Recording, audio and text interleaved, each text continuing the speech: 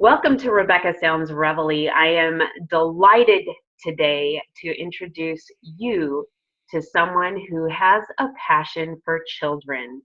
He is a foster care expert, and he is also a consultant for several foster care agencies as well as law firms.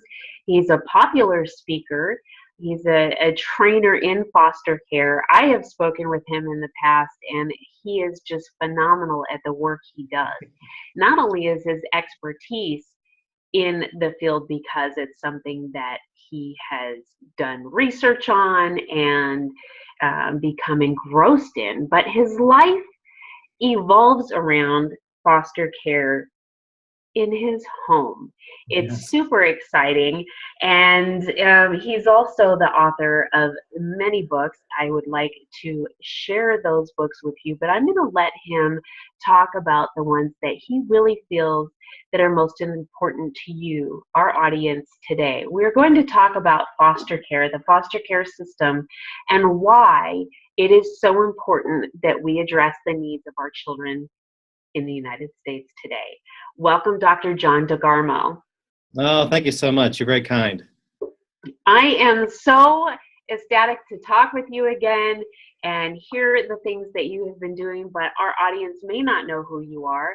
We know that you're a foster care expert, but let's start with how you got started with the children. Well, it was never on my radar. I never really imagined doing any of this. It was never in my plan.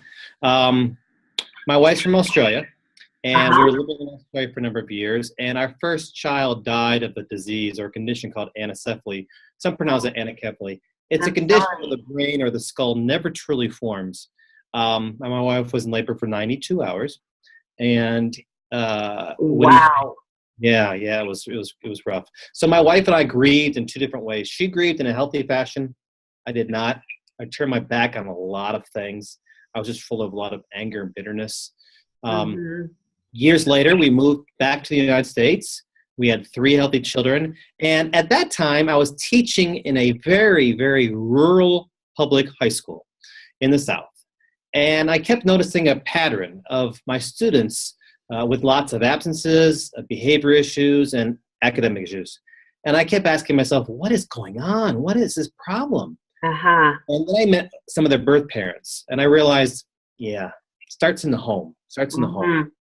So from there, I talked to my wife and said, hey, how can we make a difference? How can we change their lives? We lost our first child. How can we help other kids? So that led to foster parenting, that led to the doctorate, that led to the books, the training, and it's led to 15 years of over 50 kids in our home. And right now, tonight, we have 9 kids in our house right now. That is absolutely amazing. Because not only is it difficult to parent one child, but 9, and then also still have a career and be able to help others. It's pretty amazing. So you have to be someone that is organized enough with your schedule to be able to accomplish all the tasks that you want to do. Well, I try to be organized. It's, I'll be completely honest with you, just you. It is, it's day to day.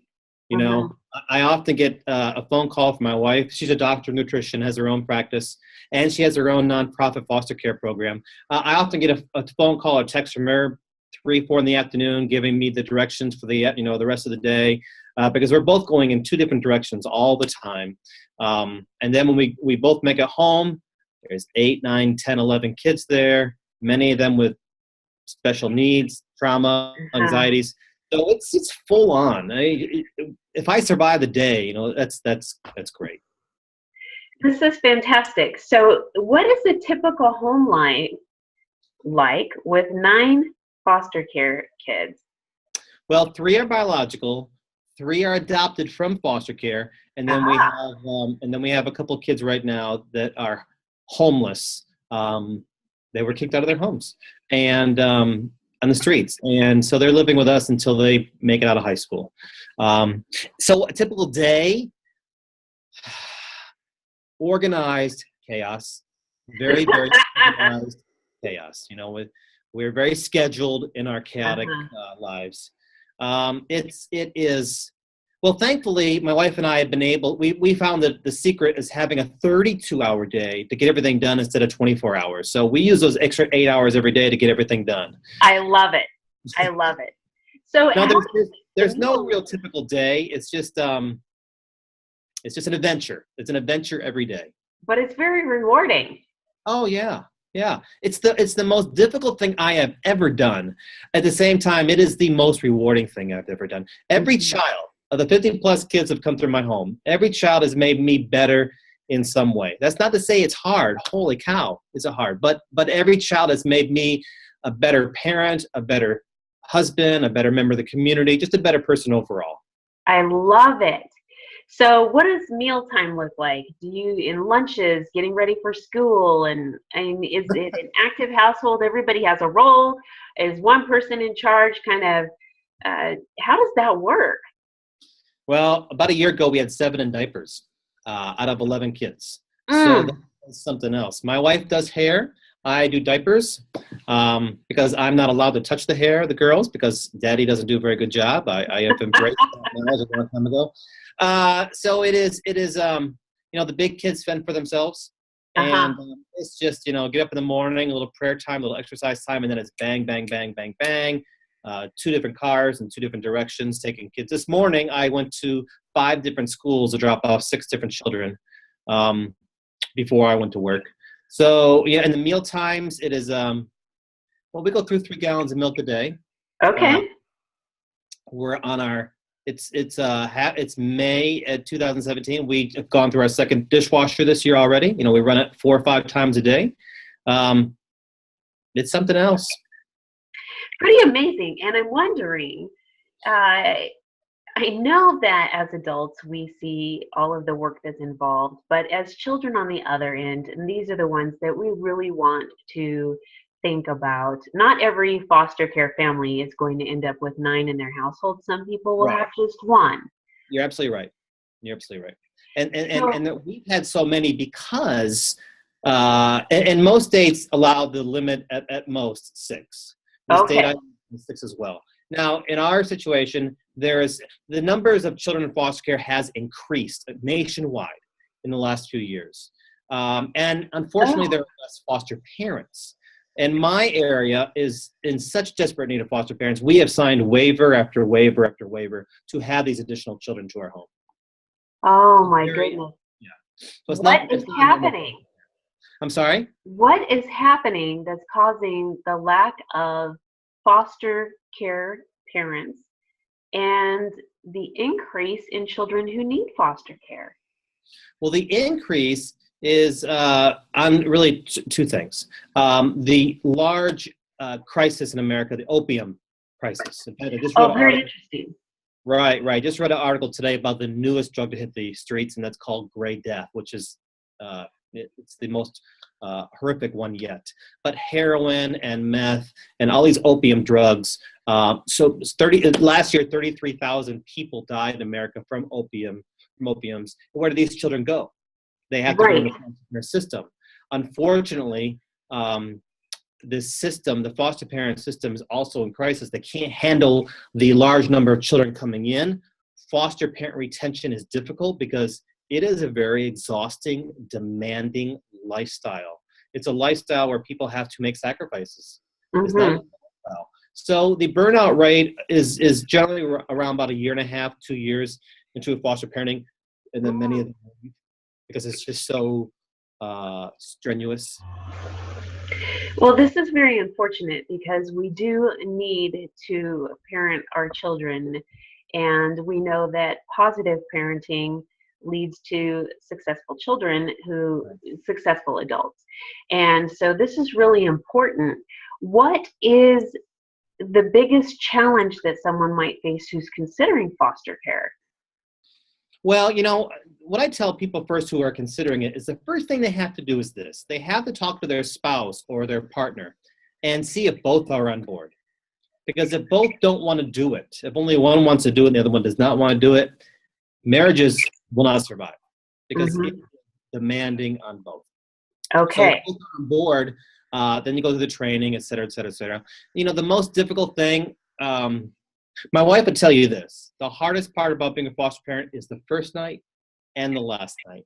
The first Oh, the first night when the children come to your home, we have to, society believes that when a foster child is placed into a foster home, they're happy, all their problems go away. It's just the opposite. It is incredibly traumatic for a child to be ripped from everything that they know. Their parents, sometimes their siblings, their stuffed animals, toys, pets, house, home, neighbors, uh-huh. relatives, everything they know. Late at night, many times without any explanation, thrust into a strange home with strange people, the foster home, and told this is your new home. And what do these Uh-huh. children do?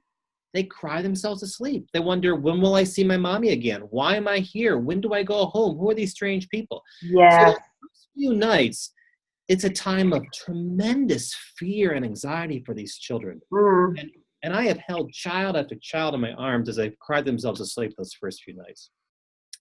And then the last nights, the grief, the, the, Yes. the, the loss that we feel, because these children, I believe children in foster care need three things: Okay. stability, security, but most importantly, they need someone to love them with everything that they have.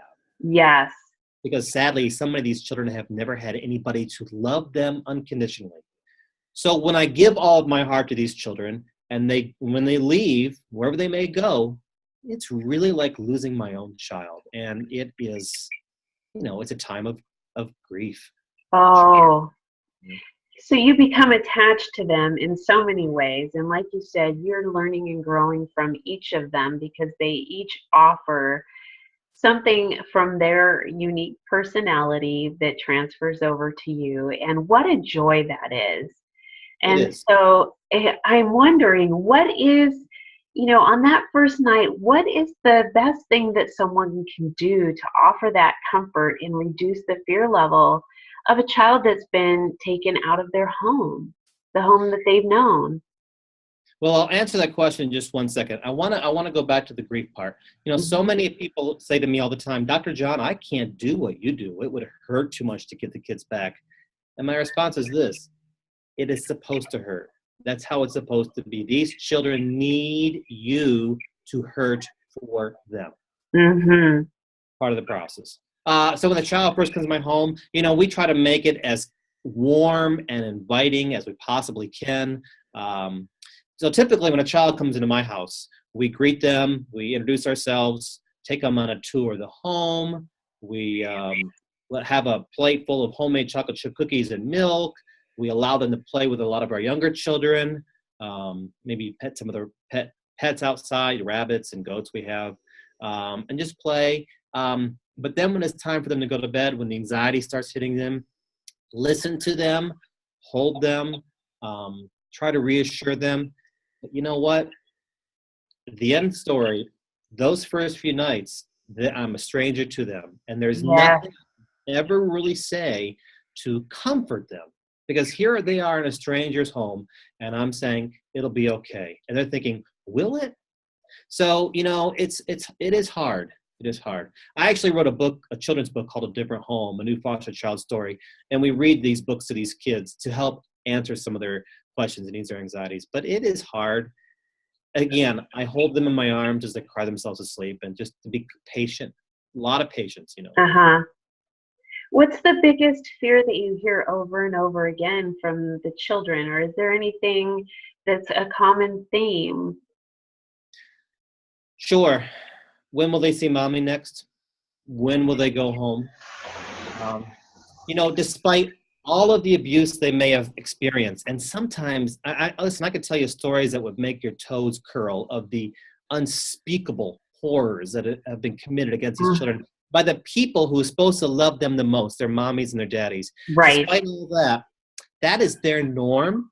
That is their mommy and their daddy, and they always want to go back home to mommy and daddy. I can Mhm. provide all the stability, security, the love, the wonderful opportunities, but I'm still not their family, their mommy and daddy those first few nights. So, Right. um, it's tough. So they often wonder, when will I go see mommy and daddy next? That's their biggest concerned. It's survival mode for these children. It really is survival mode. That's why 55% of kids in foster care will drop out of school, because school is the last thing they want to worry about. They are thinking about, when do I go home? That's a huge number. It is. It is. 55% will drop out of school by the age of 18. 65%, when they age out of foster care, 65% will end up homeless. 75% will end up in jail. And the cycle will repeat itself. 2 of the 3 that I have adopted are third generation foster care, which means their parents, my goodness. right, their parents and their grandparents were in foster care. And then there's the whole child sex trafficking thing too. Yes. Roughly 70% of kids who are child sex trafficking in America are either children in foster care or former foster kids themselves. That is huge. Yeah. That is huge. And so do you think that they are victimized because they are in a vulnerable state, or do they kind of seek that out in a sense that there might be a security monetarily, a form of it for them? Well, there's 2 parts. You're right, they are vulnerable. And predators know that, so they go for them. But also at the same time, a child in foster care feels that he has no control over anything of their life but with one area. So they go online. They get online technology, their phone, the computers, the tablets, whatever it may be. They create their own identities. They feel they're in control. And they go online looking for one thing, and that is for somebody to accept them or to love them. And that's when the predators are waiting for them, and they lure them in with false promises, with with lies, and these kids just want to believe that somebody will love them out there. Sure. So they fall easily victim to these predators. They just snatch them up. Oh my goodness. Now, if someone is considering becoming a foster parent, how do they protect that foster care child from being exposed to that without making them feel like they're being so overly parented or so restricted from the freedoms that they either have had or should have as they're growing? Well, I address that in a book called Keeping Foster Children Safe Online, which is a book for any parent, really. To begin with, this is a luxury.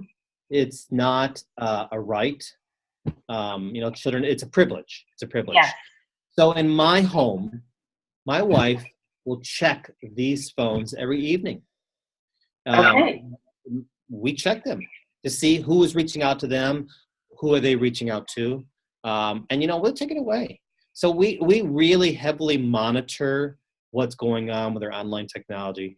So many parents just ignore it and think, they'll be okay. It's not. They're not going to be okay. There are sites out there that are just, I'm sure horrific. Absolutely. They are. And we live in a different world today. This is not the world of the Brady Bunch or Gilligan's Island, where entertainment is safe. My goodness gracious, some of the sites these kids go to, I can't even look at. Yes. But what you have said in that the book that you have published is not only applicable to foster care parents, but parents all over. In addition to the fact that you said, we look at the phones every day. There is absolutely nothing wrong with you being the parent and knowing exactly what is going on in your child or the care that you're giving for another child in their life. Right. I'm not my child's friend. I'm their parent. Yes. I'm their parent. And I'll be their friend when they're 25 years of age. When I go through this, I'm not invading their privacy. I'm protecting the child. I love that. I love that. Yeah. What a very profound statement. I'm not invading their privacy. I am protecting them. This is profound, because I think in some aspects, we as a society kind of have a skewed view of what rights children have versus the parental role. And we've kind of been a little bit too lax, and the children are being faced with a lot of victimization, human trafficking, they're subjected to inappropriate actions by their peers and so on and Right. so forth. Go ahead. Right. Absolutely. Today's entertainment is so different than it was 10 years ago, 20 years ago, 30 years ago, when you and I were children. The music they listen to, the videos they watch, full of sex and violence, Yes. just thick with sex and violence. And children today, particularly those children who do not have parents really watching and monitoring them, they can't process that stuff. They don't know what is appropriate and inappropriate. What they Yes. see is they believe is normal.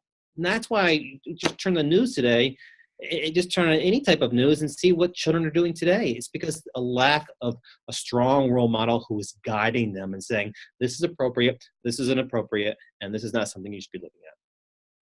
I think what you're saying is very apropos, and it needs to be done. We need to have someone that's going to guide and parent and not be their friend.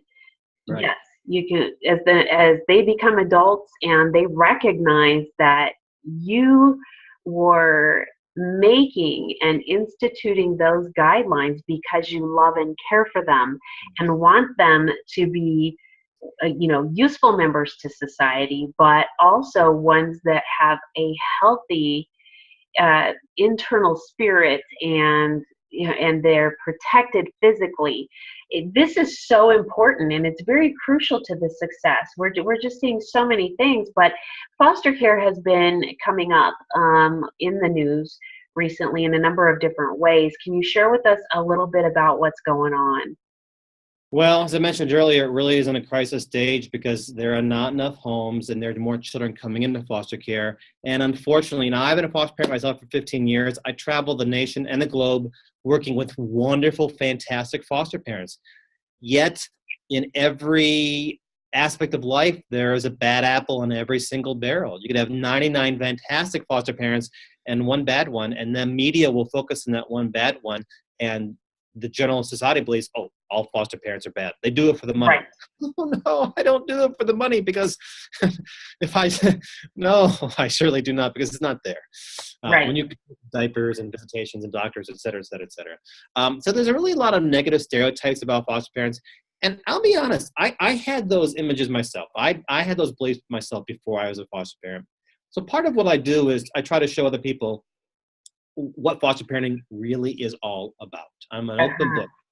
So talk to me a little bit about some of the books that you have, so those who are not only interested in learning about becoming a foster care parent, but utilizing some of the skills and the tactics and the training that you share for any parent in your work. Oh, great. Thanks for asking. Well, I have a book called Helping Foster Children in School. I was a teacher for a number of years, and before I was a foster parent, I didn't give the children, much thought. I wasn't trained. Teachers are not trained how to handle the many different anxieties and traumas that kids are foster care face every day. So I didn't really understand why 55% dropped out of school. I just didn't get it. So this book is bringing teachers together, caseworkers together, and foster parents together, all to help a child in foster care succeed in school. So those educators out there, this is an important book for them. Yes. I'm keeping foster children safe online. I have the foster parenting manual, which answers every question you can imagine. My newest book is called Faith and Foster Care. And the message of that book is this. I know not everybody can be a foster parent. I get it. It's not easy. But I believe, though, that everybody has the ability to help a child in foster care in some fashion. And if you want to look at it a faith-based way, this is the mission field. I spent summers in Mexico. My children are going to Honduras this summer, but there are 500,000 kids in America, in our own states, in our own neighborhoods, who are being abused. And this book speaks about how people can help children in foster care without being a foster parent themselves, whether it's through a church or through themselves. So. Oh, that's fantastic. And I like how you have shared that this is a ministry. This is a mission that that we have a purpose in what we have been given in our life and the talents and abilities. And I think maybe there might be some kind of, I don't know, maybe speculation where someone might think that they have to have a certain amount of education or experience to be a foster parent. Can you share a little bit about maybe what is, the basics of requirements? Yeah, sure, sure. You don't have to have a big house. You don't have to have a lot of money. You don't have to have a fancy car. You just have to have the desire, the true desire to help a child in need. There's a basic things, the requirements of fingerprinting and police background checks, which are all necessary. I mean, they are absolutely Yes, necessary. yes, yes. And then there's lots of training. So fingerprinting, police background checks, and lots of training. A house inspection to make sure that your house is safe for the children. And it's not only a safe environment, but it is a environment that is healthy. Yes. So those are your really basic requirements. Again, don't have to have a big house, don't have to have a lot of money. And if you only foster one child at a time, wonderful. You're making a difference for that child right there. Yes. I often tell my foster parents this when I train them, that years from now, a child may not remember my name. And years from now, he may not remember my face. But he'll remember this, that for a time in his life, and maybe just the only time in his life, somebody cared enough to help that child. So Yes. that's what we do. Yes, I think that that's absolutely amazing. Now, let's say you have a person who says, okay, I'm ready to do foster parenting. So they pick up the phone of a local agency and they tell them, okay, I'm ready. And maybe there's an assumption that that day or next week, they're going to be able to have a child in their home. What is the process, or what's an average length of time before a child is actually placed into a foster parent's care? 6 months to a year. Okay. So you've got to have those police background checks and the fingerprinting and all the training. And the training is roughly 6 months. And then you're approved. So it took my wife and I believe, from the day we started the training to our first placement, maybe 10 to 12 months. Okay. And that's normal, and that's good, because you really do need to prepare not only yourself, Yes. spouse, and if you have children in the house, prepare your children for it, prepare your friends and neighbors, because it's life-changing. It's not a normal lifestyle.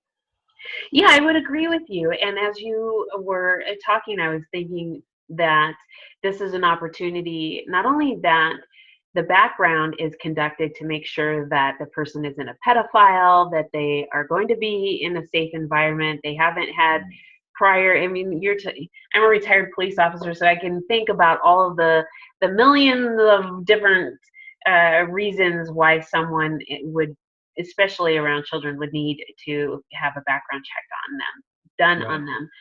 But on the same token, there are people that are perfectly ready and willing, but as you said, it is a strenuous time, both for the child and for the foster care parent, and going through the training and taking the time from 6 to 12 months to learn about it gives someone an opportunity, number one, to reassure themselves that they're fully committed. Yes. To being a foster parent, and making sure that this is something that they are going to want to follow through with, because in just my own knowledge about a parent and a child, that security is so important. So you're really wanting to make sure that when that child comes into a home, that they're not being placed away again, because that really burdens them and scares them and creates such a feeling of unwantedness. Right. Absolutely right. Sure. I was a parent I had 3 children of my own. I was a teacher. I thought I knew it all. I didn't. I needed that training. And then I realized within the first 20 minutes of my first placement that, oh my gosh, I'm not ready for this. That child was screaming in my house, I want to go home, screaming, this 4-year-old girl. And I thought, what's going on? I thought she'd be happy. No. And then again, I wasn't prepared when the child left. I thought, why is my heart hurt? What is going on with me? Why is my wife crying for days? Oh, yeah, they talked about this in training. That's right, yeah. Very, very interesting. What do you think some of the things that we can do as a society to encourage parents out there and adults out there, maybe who don't have children, to bring a child into their home and show them the love and the encouragement and the stability that they so necessarily need? Necessarily need, yes. Well, I wrote an article last week about how every one of us is a role model in some fashion. Somebody's watching us at all times. The famous basketball player Charles Barkley said that he wasn't a role model. I think he was completely wrong because people are looking up to him. There are going to be people looking up to each of us, whether it's a sibling, a younger person, the person at the grocery store who is taking our money, and we are, who's taking our order, the waitress or waiter at the restaurant.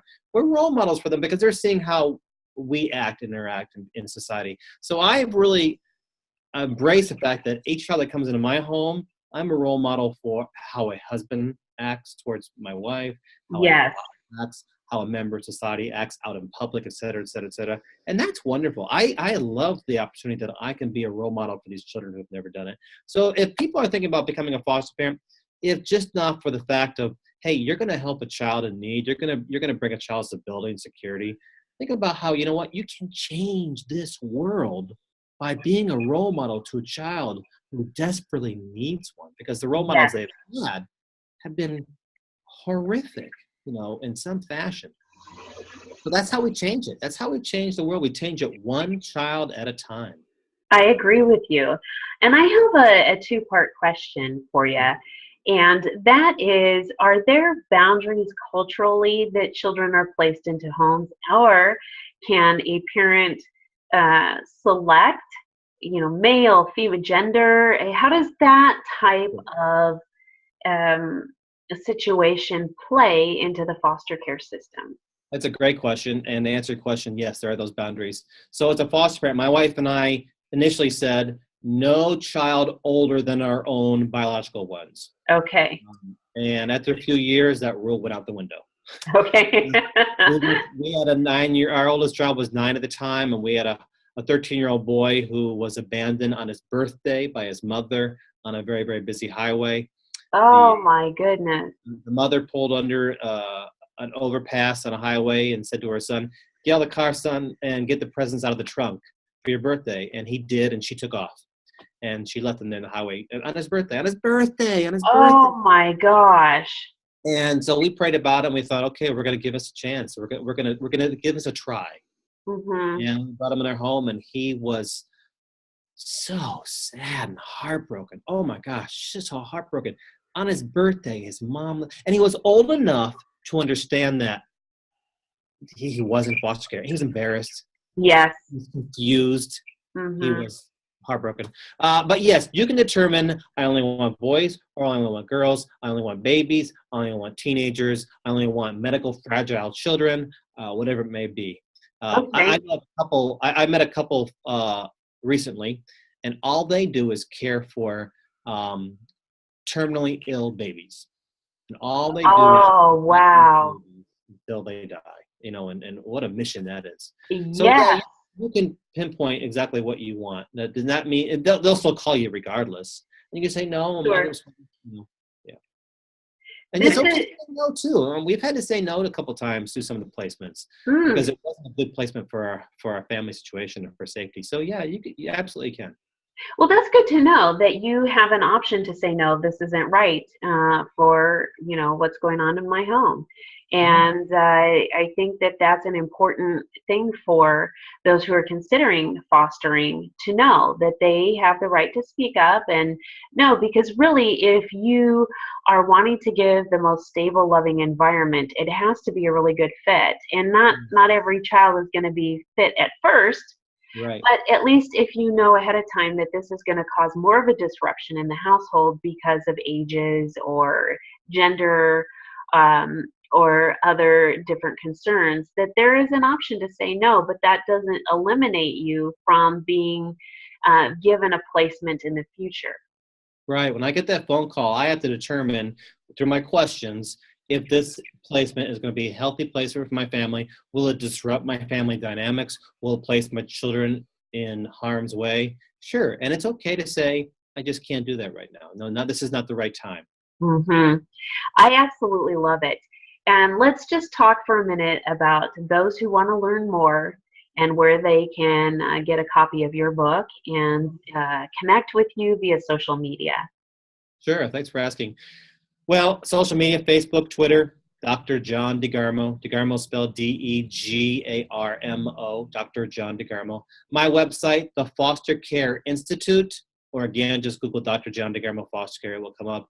And on my website, there are videos, there are webinars, there's lots of articles, there's, you name it. It's all on there. And, you know, whether from the very experienced foster parent to the one who's thinking about looking into further, has questions, lots of things about adoption, child sex trafficking, you name it. It's all child welfare related on there. I've really devoted every aspect of my life, not only to helping the foster children, but helping foster parents and the general society understand more about what this is all about. I think that this is fantastic, and I'm really glad that you have given an opportunity in so many different formats for someone to get to know about the foster care system and parenting as well in general, and have taken the time today to share with our audience about the foster care system. I mean, you've been very candid about it and also have talking about the rewards and the rewards not only for the foster parent but for the foster child. And I want to thank you so much for dedicating your life to helping these children who are in need and helping those who also want to be of service as well. No, you're very kind. I appreciate the opportunity. I really do. Thank you so much. And for those of you watching, I encourage each of you to find out in your area what you can do to be involved with a foster child, whether it is placing one in your home or, as Dr. DeGarmo has said, there is a role that you can play. To find out more information, you can Google Dr. DeGarmo, John DeGarmo. You can also connect with him via social media. Lots and lots of resources are available for you to get educated about this, and hopefully it will inspire you to help change a life. You've been watching Rebecca Sounds Reveille, and we look forward to being out to you again.